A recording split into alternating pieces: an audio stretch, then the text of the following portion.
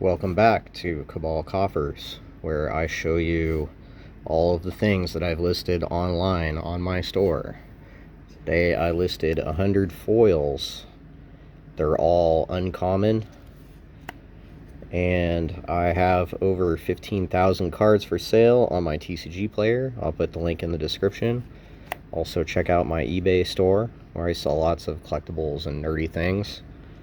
But those were all the big ticket items in this lot of cards that I listed, which is nothing over a buck or two. But these are mostly bulk foils that I listed.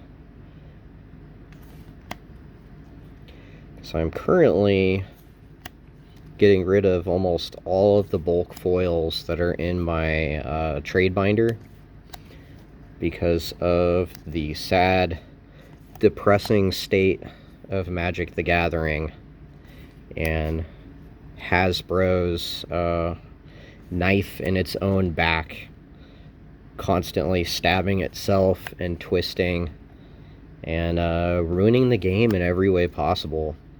From the art, to the lore, to the price of the cards, to the value of the cards, to the kind of people that are invited to the community, to the kind of people that are not invited to the community.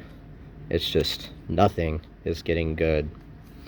There's some fun things that have been done, like a couple of good artworks, a couple of fun cards and concepts, a couple of good collabs, but overall it's been slop.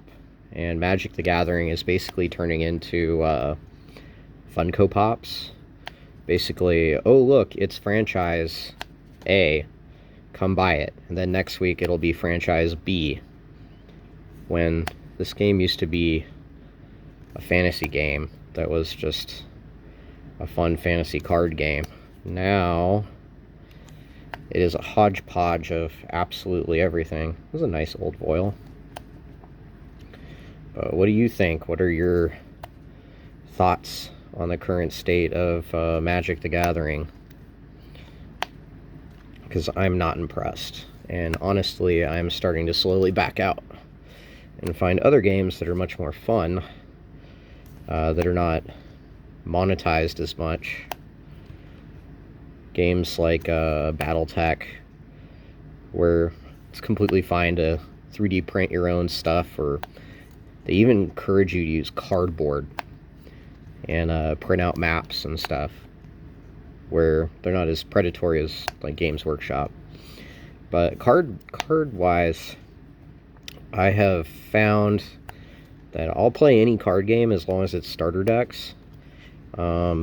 And I won't keep anything except for starter decks, really. And then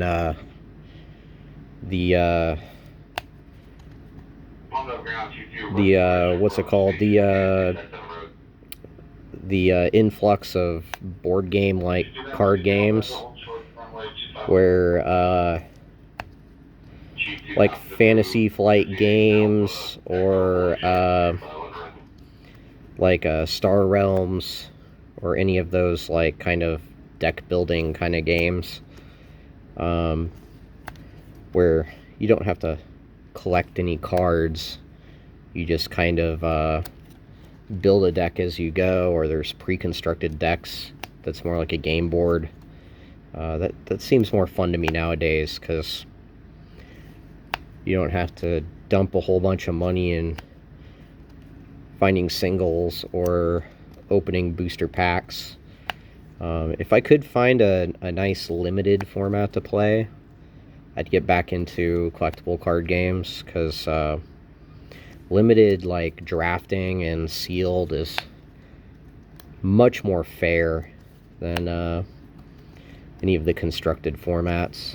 And as far as I'm concerned, Commander is completely dead at this point.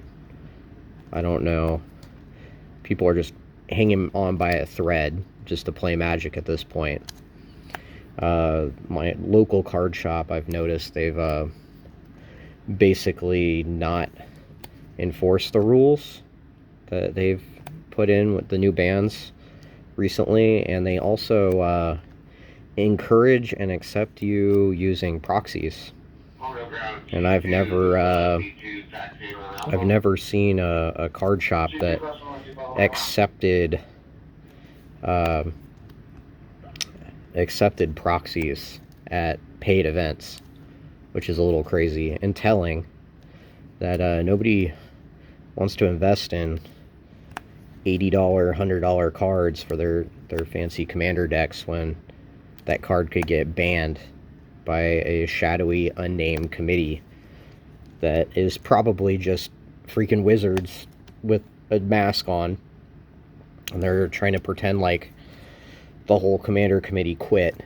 It's like, yeah, right, I bet you the commander committee never existed. It was just a board of wizards people. Man, this radio just keeps going off. This isn't a foil, but it's a promo. Alright, well, thanks for watching.